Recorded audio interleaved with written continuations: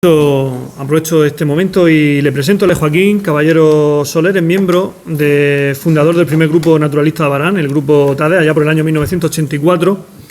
Es socio y colaborador de la Sociedad Española de Ornitología en el periodo 1986 al 96. También es miembro de la Asociación Cultural La Carraila, miembro del Comité Científico de la Jornada de Investigación y Divulgación sobre Abarán y el Valle de Ricote. Es Premio Nacional de Investigación en el Simposio Nacional de Incendios Forestales que se celebró en La Nucia, en Alicante, en el año 2015. Es coordinador, junto a otros miembros de las terceras, cuarta, quinta y sexta jornadas de investigación sobre Abarán y el Valle de Ricote, que tuvieron su celebración en los años 2015, 17, 19 y 22. También es autor de numerosas publicaciones sobre ecología y medio ambiente, tanto en Murcia como en Castilla-La Mancha. Es autor del libro Fauna vertebrada de la provincia de Ciudad Real en el siglo XX. Estudio comparativo de la obra de Catálogo Sistemático de Exposición Faunística de la provincia de Ciudad Real, de don José María de la Fuente y Morales. Colabora habitualmente con el libro de Festejo de Abarán, con estudios sobre historia contemporánea local, de diversas temáticas como la demografía, sismología, la industria, la ganadería, sistemas de regadío y agricultura tradicionales. Profesionalmente, agente medioambiental, en la región de Murcia. Pues así es, muchísimas gracias.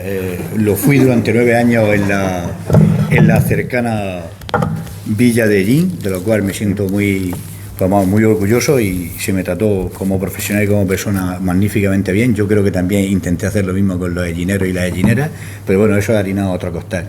Hemos visto, digamos, dos aspectos muy interesantes de lo que es, pues bueno, el documento que nos unió en su momento y nos sigue uniendo, ¿no? Como es la Carta Puebla, con este 540 aniversario, la efeméride que estamos celebrando. Yo les voy a intentar darle otro matiz, ¿no? Otra visión, con otras metodologías, sin intentar aburrir ni profundizar mucho, ni entrar en berenjenales técnicos, pero para que veamos que al final el devenir histórico pues te puede llevar a derroteros tan interesantes como lo que nos contaba nuestra amiga Beatriz, ¿no? Con digamos, las pasiones y al final lo que somos, ¿no? Es decir, somos humanos y nos mueve por ahí. O, por ejemplo, los estudios de Jesús Joaquín, pues basados en las técnicas de arqueología hidráulica, de las que luego veremos qué es lo que se ha hecho y qué es lo que pretendemos modestamente de la Asociación Cultural La Carraila que se siga haciendo. Yo les voy a hablar someramente de 3 cuestiones de urbanismo, de poblamiento y de linaje, hasta donde he podido llegar, ¿vale? Entonces, con el tema de urbanismo, sabemos dónde está la ubicación, se ha estudiado, lo estudian otros investigadores. El Cerro de la Solana, que es conocido aquí en el pueblo, es lo que está conformándose lo que sería el casco antiguo, por decirlo de alguna manera. Pero claro, aunque hay muy pocos testimonios, porque realmente la arqueología no ha devuelto en muchas evidencias, digamos, arqueológicas ni vestigios en la zona, pero bueno, hay herramientas potentes, como por ejemplo son los visores, herramientas de sistemas de información geográfica, o GIS. Hay muchas en el mercado, unas son libres, otras no. Yo he trabajado con QuantumGIS, con el QGIS, que es una herramienta que dice que es libre, gratuita y con una interfaz amable. Pero bueno, eso hay que ir viéndolo. Esto es una ortofotografía del año 2019, donde se ve, pues bueno, el pueblo se ve Abarán, ¿no? Con el meandro que casi lo engloba, y bueno, hay una visión, digamos, actual de cuál es el desarrollo y la ubicación espacial del municipio. Se lo resalto ahí, es una imagen, esto es una imagen rasterizada. Estas imágenes contienen información, contienen coordenadas UTM, contienen altitudes, pueden contener un montón de información. Esta imagen, que ya la ha reflejado antes Jesús Joaquín, es el famoso vuelo del Ruiz de Arda del año 1929, que se centró en la zona costera de la región de Murcia y en el cauce del río. Entonces, claro, al estar Abarán, Cieza, Blanca, cerca del cauce del río, pues nos permite, con una resolución pasmosa para lo que era la tecnología de la época, pues visualizar lo que es la zona. Se ve perfectamente digamos, la génesis primigenia del municipio, la expansión, Eso lo estudió la archivera municipal, nuestra amiga Custodia, y tiene un trabajo publicado de hace ya tiempo, cómo fueron evolucionando, pues cómo fue creciendo el municipio. Pero el objetivo era centrarnos, intentar determinar, si es que hemos podido llegar, a, digamos, la propia génesis del pueblo. Con José Raúl publicamos en el último libro de festejos, hemos publicado junto con José Raúl Sánchez, el presidente de la asociación, digamos, intentando responder a una serie de preguntas que nos veíamos haciendo. Por ejemplo, ¿tuvo amurallamiento la villa de Abarán en su momento? Si no lo tuvo, ¿cómo se protegían cuando en los procesos de inestabilidad? ¿Realmente el despoblamiento, como parece ser que sí, según testimonia la propia Carta Puebla, fue total y absoluto o quizás no lo fue? O sea, ese tipo de dudas te las planteas y tienes que intentar acercarte a ellas con humildad y con sencillez, pero con metodología. Si no te acercas con metodología a este tipo de planteamientos, pues no vas a ningún sitio, ¿no? Si te vas retrotrayendo, he puesto esta fotografía. Estos son los bocetos cartográficos que se hicieron en el año, este en concreto es de 1898, por el entonces Instituto Geológico y Estadístico, que vamos, el antecesor del Instituto Geográfico Nacional, el IGN, donde, bueno, pues aparece eran los bocetos que estaban haciendo para hacer las cartografías posteriores, las que luego se llevaron a los mapas isométricos de tintas de color. Y bueno, pues bueno, aquí hay una cosa que es interesante, que está ubicada la iglesia, ¿no? Es la torre de la iglesia, aparecen algunas casas, aparece la acequia de Charrara, también el margen derecho, pero claro, aquí no viene el entramado, es decir, no viene la distribución de lo que es el propio urbanismo. Posteriores, es decir, posteriores a esta fecha, hay un par de croquis, hay un par de planos muy interesantes, donde, bueno, viene la distribución de las casas, pero algunos están casi idealizados, ¿no? Con lo cual tampoco tiene una herramienta potente a la hora de poder acercarte a ellos. Sin embargo, y utilizando, como pone ahí, un modelo de elevación digital que se proporciona a través del Instituto Geográfico Nacional, bueno, estos son también, pues, digamos, ortoimágenes, pero que están rasterizadas, es decir, tienen información. Tú puedes aproximarte con esta misma herramienta y puedes sacar las curvas de nivel. Yo lo que me planteé fue, si tú te mueves por el casco antiguo, te mueves por la ciudad, tú no eres capaz de visualizar las curvas de nivel porque el propio urbanismo se la ha tragado. Vamos a ver si tenemos suerte y podemos utilizar un modelo de simulación y podemos encajar las curvas de nivel con lo que es la estructura actual de la vivienda. Bueno, para esto hay que utilizar una serie de herramientas. Aquí en este caso, pues bueno, viene la descriptiva. Esto se puede descargar de internet, quiero decir, una cosa que parece que es muy compleja, pero en realidad no lo es. Es decir, sabiendo utilizar las herramientas, tú consigues bajarte de forma gratuita y de forma libre el modelo, lo procesas y puedes obtener este tipo de cosas. Es decir, puedes hacer un recorte, puedes hacer una ampliación y puedes centrarte en la zona que estás estudiando y determinar las curvas de nivel con la distancia entre curvas que tú consideres que va a ser más apropiada para tu trabajo. Nosotros utilizamos este modelo, bueno, digo nosotros porque José Raúl hizo, digamos, el trabajo de campo. Es decir, salió por el casco antiguo, estuvo georreferenciando algunos puntos, me mandaba coordenadas, me mandaba ubicaciones, y yo lo que hacía era que con el ordenador la remezclaba y buscaba las posiciones. Esto, que es una cosa que parece, digamos, como un poco fantasmagórica y tal, teniendo el recorte de la propia extensión, como le indico ahí, nos puede llevar a esto. Es decir, nos puede llevar a una ortoimagen, una ortofotografía actual, con el trazado de las curvas de nivel, ¿vale? Y esto ya nos va diciendo dónde está exactamente el Cerro de la Solana, dónde está la zona de aproximación, dónde pudieron colocarse en principio las viviendas y cómo pudo ser la génesis posterior. Analizando ese flujo de información, nos aparece una superficie que a priori podría cumplir con las necesidades y con los requerimientos que tanto Jesús Joaquín, hablando del tema de la gestión y de la hidrología, como vamos a ver ahora después, como Beatriz, con el tema de la seguridad, con el tema de, pues eso, del miedo que tuvieron que pasar cuando llegaron a darle pal pelo, como se dice aquí, a nuestros convecinos de la villa de Cieza, ¿no? Entonces, bueno, hemos determinado una zona que no necesariamente tiene por qué ser así, y ahora digamos cómo vamos a intentar solventar esa problemática. Señor alcalde me está mirando, señor alcalde Barán, yo lo miro directamente también, porque es una cosa que desde la Asociación Cultural de la Carreila pretendemos que se articule, y es bien sencilla, como vais a comprobar enseguida. Aquí lo que he marcado con esa estrellita de color rojo es la ubicación de la plaza de José Antonio, de Antonio el Pioto, es decir, donde está el vano que se forma en la estructura, donde estaba la mezquita que ha salido antes en la fotografía y donde está actualmente la vivienda, la residencia de nuestro amigo Jesús Amorós. ¿Por qué?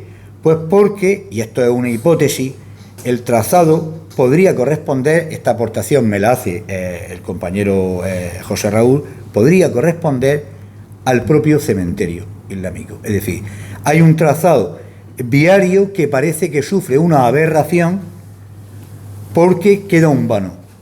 Y posiblemente podría ser una causa que el propio cementerio estuviera allí. Los cementerios son estructuras que infunden respeto y que se suelen respetar. Pero claro, la única forma de saber realmente si eso es así es excavando, como ahora veremos, ¿no? Y utilizando otra herramienta potente, como son los archivos, bueno, en inglés será LIDAR o así, yo no he estudiado poco en mi vida, pero en inglés casi nada. Estos son herramientas, o sea, estos son archivos con una extensión muy concreta que lo que hacen, o sea, estos no son fotografías, estos son bombardeos de disparos láser.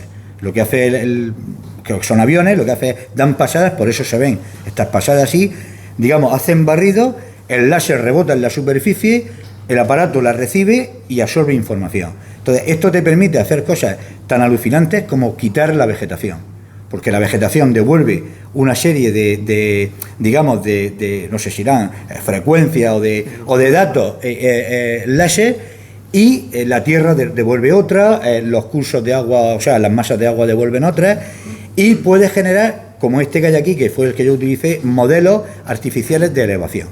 Con lo cual, bueno, yo he utilizado una herramienta que se llama FrugoViewer, o como se pronuncie, me van a permitir ustedes que no tenga un inglés muy de London, pero existen varias herramientas. Esta también es libre y gratuita, y esto lo que te permite son cositas como esta, es decir, te permite ver, en este caso, en la gama de azules y verdes, te permite ver cuál es la estructura del propio relieve, ¿no? Quitando lo que no te puede, o sea, lo que en principio no te interese. Esto lleva una serie de botoncitos arriba que te permiten hacer muchas cosas. Este que hay aquí, por ejemplo, es el que te coloca las curvas de nivel. Y eso fue lo que hicimos. Lo que hicimos fue que utilizando estos son algoritmos, son procesos digamos, de ordenador, utilizando el modelo de sombras tridimensionales, que este botoncito que hay aquí, se genera un pliegue, o sea, se genera el relieve, y si le colocas encima las curvas de nivel que antes habíamos obtenido con el QGIS, pues lo que tiene son, digamos, tiene una imagen mucho más concreta. Aquí, como este recorte es muy concreto, pero ya empiezan a verse, por ejemplo, los taludes, las zonas de talud, que bueno, que son pues las que van a configurar la estructura del propio cerro, donde después se va a ubicar la población.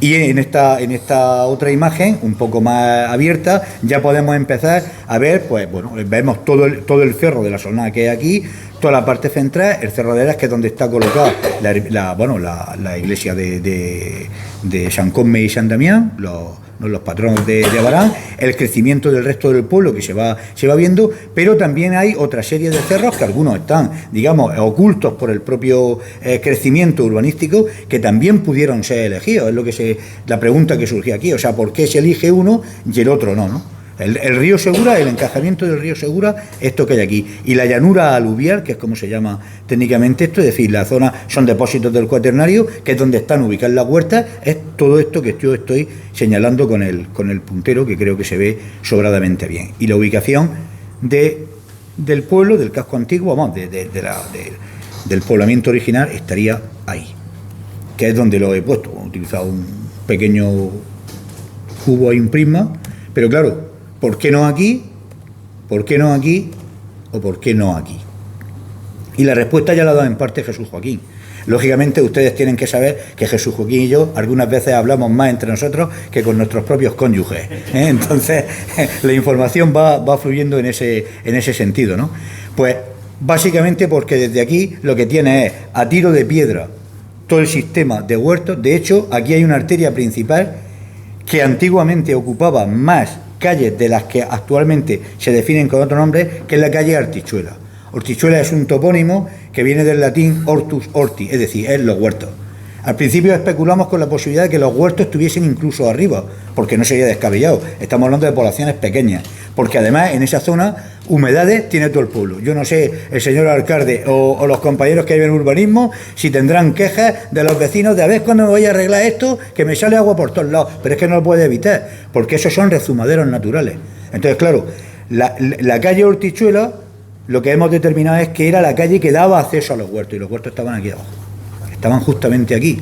Además, el meandro te permite que sea la zona más segura, porque cuando el río, que estaba sin domesticar, no es ni por asomo lo que es actualmente el Segura, se soltaba la melena, no como otros, pues cuando soltaba, eso tenía que ser pavoroso, ¿eh? Entonces, claro, tiene su explicación, pero claro, vamos a ser de nuevo honestos y vamos a ser humildes.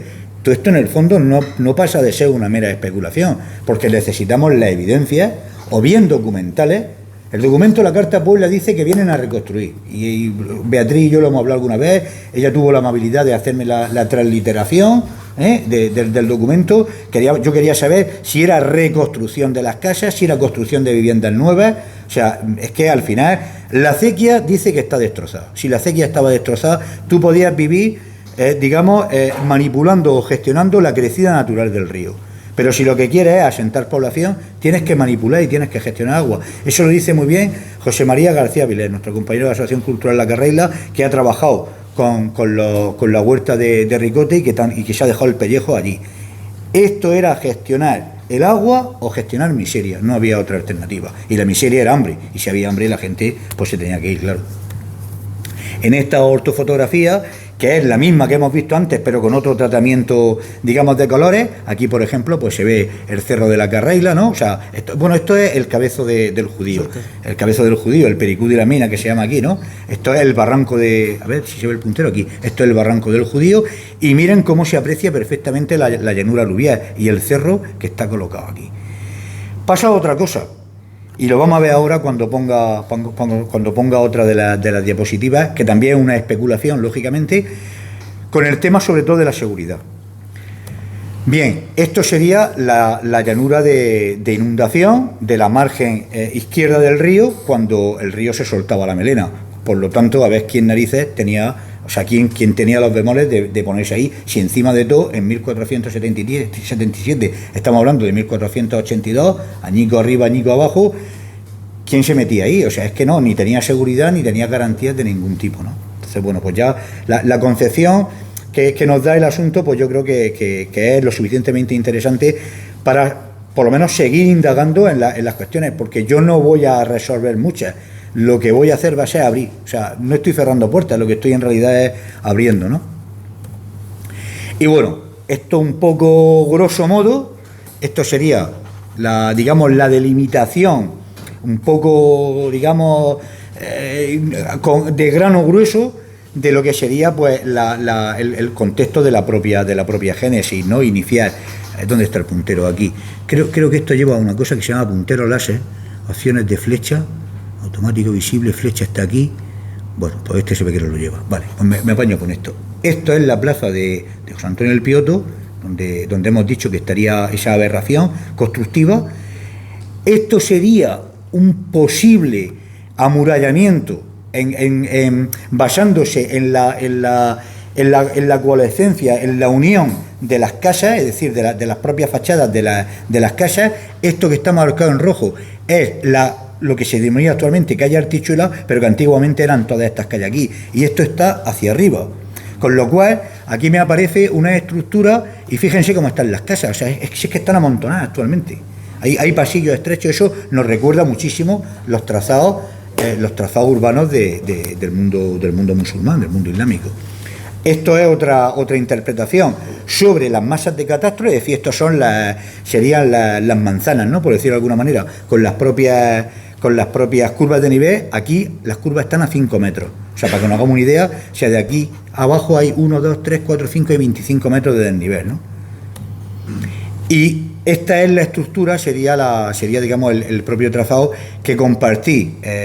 Por supuesto, las amenísimas y las interesantísimas conversaciones con nuestro amigo Joaquín Salmerón, director del Museo Sillasa y arqueólogo de Cieza, con el que, bueno, pues tenemos, cuando el tiempo y la situación nos lo permite, pues tenemos largas conversaciones en este sentido, y él me decía, los principios intentan buscar los trazados hipodámicos romanos, pero claro, como hay disyunción, no podemos saber. Yo vi esto y dije, ya la tengo, o sea, aquí está el trazado, está la geometría romana, pero cuidado con ese tipo de cosas que son complicadas. Estamos hablando de 20 familias, 20 casas de una superficie no muy grande, ¿no? O sea, hay autores que dan 120, 200, 300 metros por vivienda, otros dan mucho, o sea, superficies más pequeñitas, ¿no? Unos dicen que hasta 6 miembros por unidad familiar.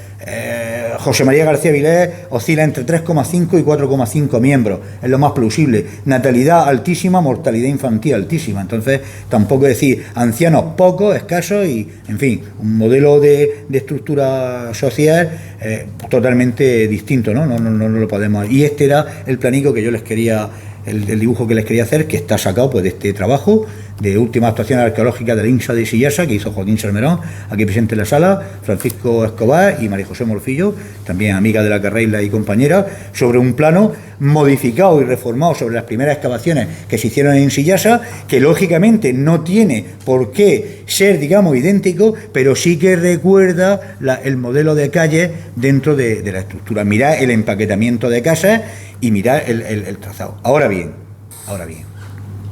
de ahí, con la información que obtenemos, es posible aseverar que, bueno, el empaquetamiento de bloques, ¿no? O sea, de viviendas, estaría en esta zona de aquí y no estaría en la otra. Pensamos sinceramente que sí, y creemos que sí porque es objetivamente, digamos, la ubicación que mejor responde en ese sentido, ¿vale? Pero claro, las cosas pueden dar sorpresas. Esto es digamos, una especie de idealización con otro visor, que es el Google Earth, creo que se pronuncia así, el de la bolica que da Google, que es muy chulita, que tiene además unas cosas muy interesantes. Esta ortofoto, esta diapositiva no se la he traído, pero ¿por qué?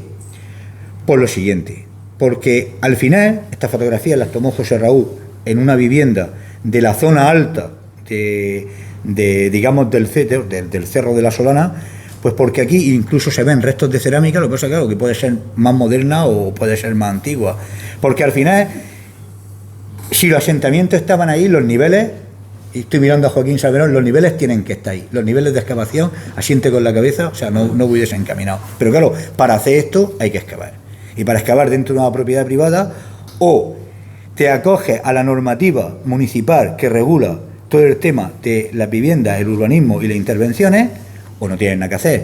Pero es que también, aparte de la propiedad privada, tenemos la propiedad pública, por ejemplo, los viales. Cada vez que haya una avería, cada vez que haya una rotura, o cada vez que haya, digamos, la posibilidad de poder bajar, lo único que modestamente estamos pidiendo desde la Asociación Cultural La Carreira es que si alguien que tenga capacidad técnica, que lógicamente no es ni quien modestamente les habla, ni ninguno de nosotros, porque para esto tiene que ser arqueólogo o arqueóloga, se acerque por allí y eche un ojico técnico, que eso no cuesta nada, y digan, oye, a ver si esto que hay aquí es un trocico de muro, y con el trocico de muro tú ya puedes entrar a clasificar, puedes entrar a hacer dataciones y puedes entrar a ir metiendo más píxeles a una fotografía que de momento tiene algunas cositas, pero muchas no.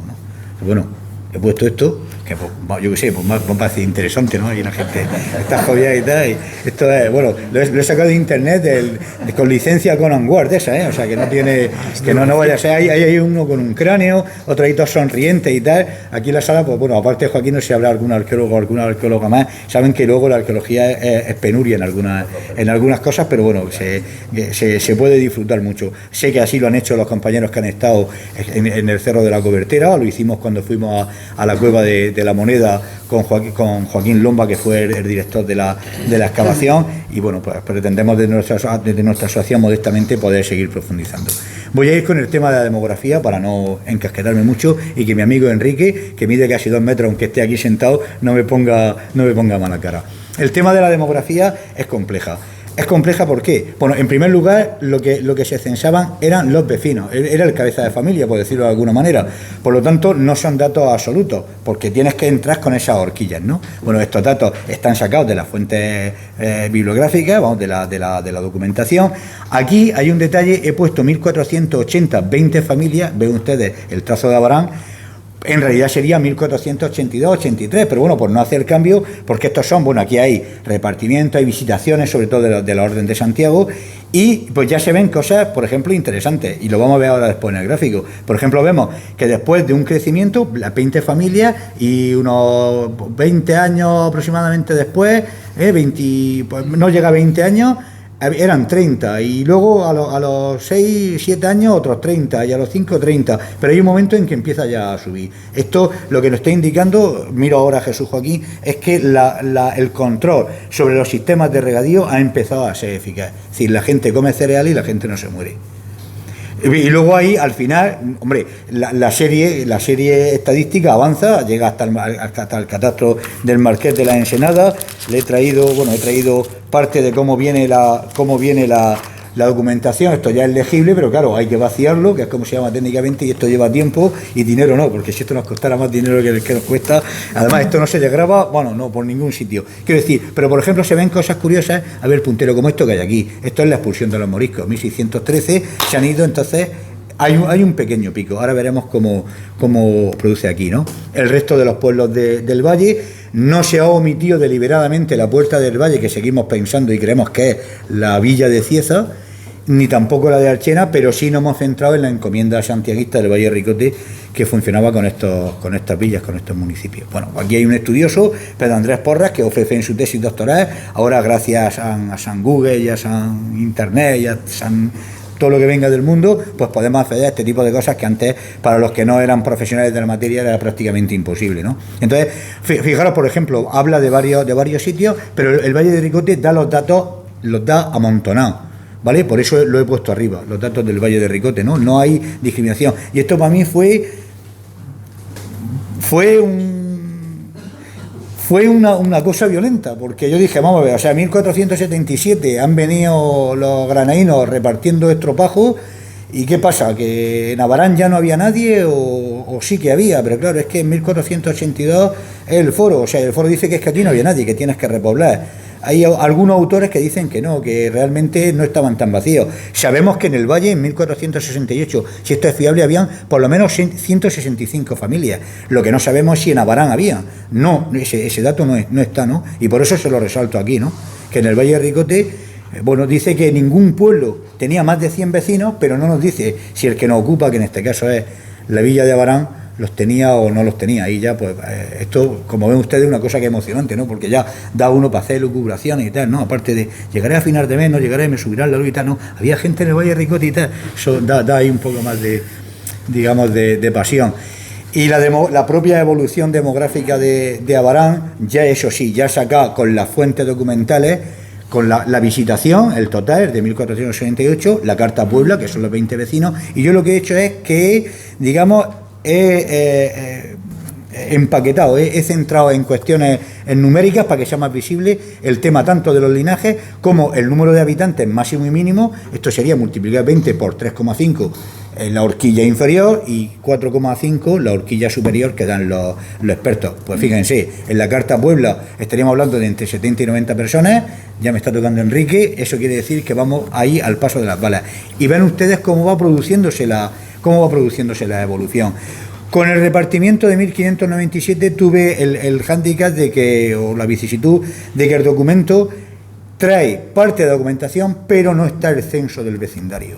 Me puse en contacto con Simancas y Simancas dijo que era de plástico. De hecho, llegué a comprar el documento, me lo mandaron digitalizado por si había en el microfilm algún problema y tal, pero no estaba. Pero esto sí ya nos da pie a que podamos tener datos fiables de los linajes con nombres y apellidos. Y aquí los tenemos, cómo han ido subiendo, ¿de acuerdo?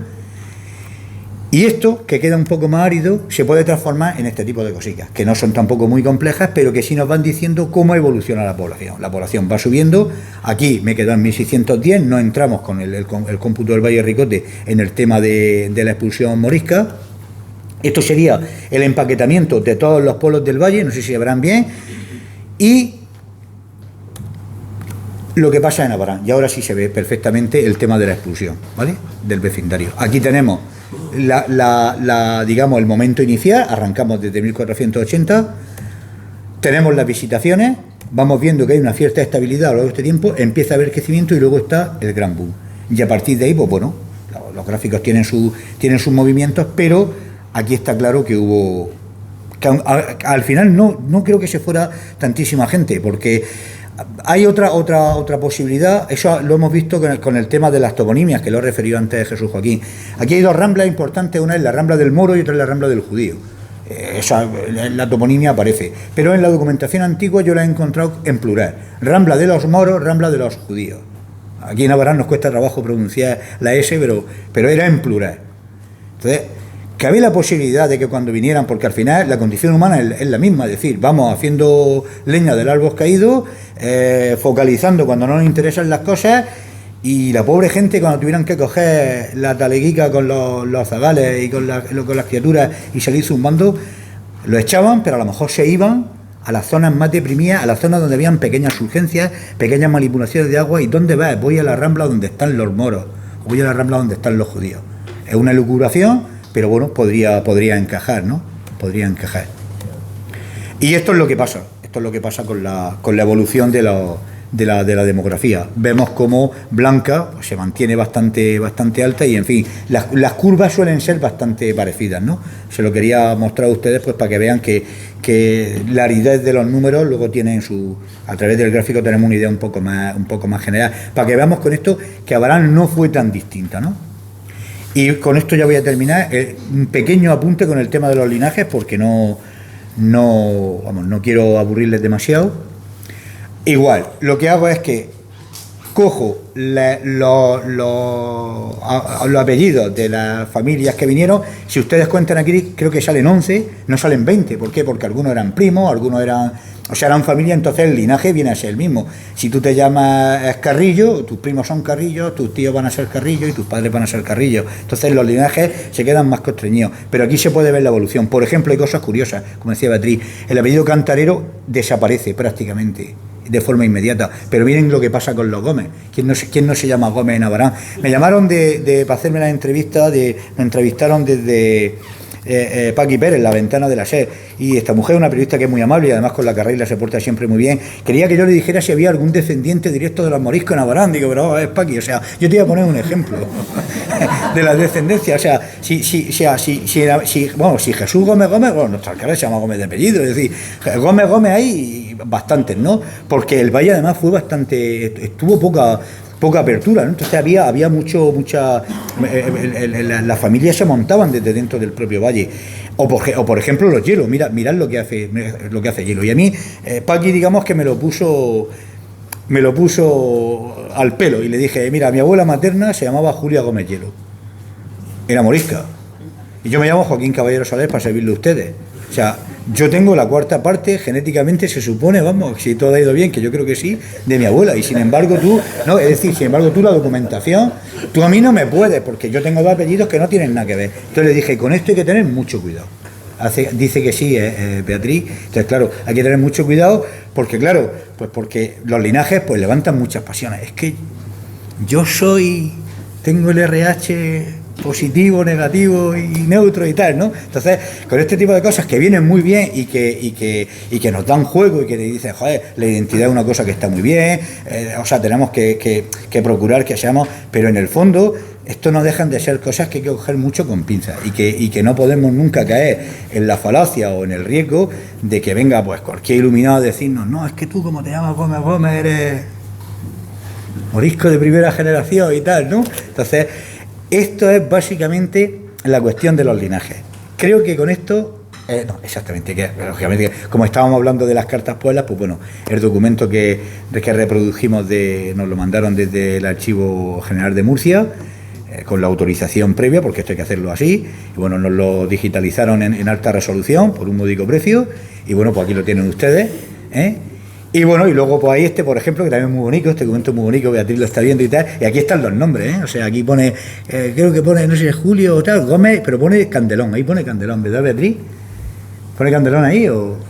Bueno, no lo puede ver, bueno, está Hornos, está Tornero, es decir, pero y en algunos de ellos, por ejemplo, que el que le he traído, ya empiezan a aparecer, o sea, si es hijo de, o sea, vienen las viudas de, menores de, las mujeres no aparecían, o sea, la mujer no aparece, eso también se lo dije a esta chica, a la periodista, dije, vamos a ver, o sea, es que la mujer no tenía ninguna visibilidad, es una cuestión histórica, pero claro, a no ser que tuviera o fuese viuda de alguien importante, o tuviese alguna condición, o sea, la reina Isabel la Católica no era la cónyuge de o la esposa de, porque ella tenía pues lo que tenía que tener, ¿no? Entonces, bueno, aquí hay documentos que lo atestiguan y sobre los que tendremos que seguir profundizando. ¿Por qué? Creo que aquí, con esto termino por lo siguiente, y a modo de resumen. Primero, porque necesitamos la arqueología y la intervención arqueológica como elemento de verificación de todos los planteamientos que a priori puedan ser hipótesis, y el del refrendo del trabajo de documentación, como los que hace Beatriz, otros investigadores o modestamente que le está hablando, o como las actividades que ha desarrollado Jesús Joaquín, que nos faltan. Y nos faltan en la huerta de Abarán, hay que hacer datación de carbono 14 para saber cuándo es, hay que hacer termoluminiscencia para saber el tema de la cerámica, y cuando hayan boquetes por circunstancias diversas, alguien que tenga un poco de capacidad, como les he dicho a ustedes antes, tienen que ir para decir lo que hay, porque una suerte tener esa cuestión. Con el tema de la documentación y con el tema de los linajes, lo que hay que hacer es seguir profundizando. Yo, con mis limitaciones, no voy a avanzar mucho más. Y por eso decía al principio que no venía a cerrar puertas, sino a abrir. Vamos a intentar abrir algunas puertas más, vamos a intentar que este tipo de eventos se vayan concatenando en el tiempo con una periodicidad más o menos, digamos, asumible. Ya hemos visto que los puentes de comunicación entre la villa de Llín y la de Abarán, ha salido también un pueblecito de Soria, ¿de dónde era? ¿De Soria? De Soria y tal, o sea, de aquí ya nos vamos a ir, Y, por supuesto, disfrutar, porque esto lo hacemos, como siempre, para disfrutar. Muchísimas gracias por su atención y hasta la próxima.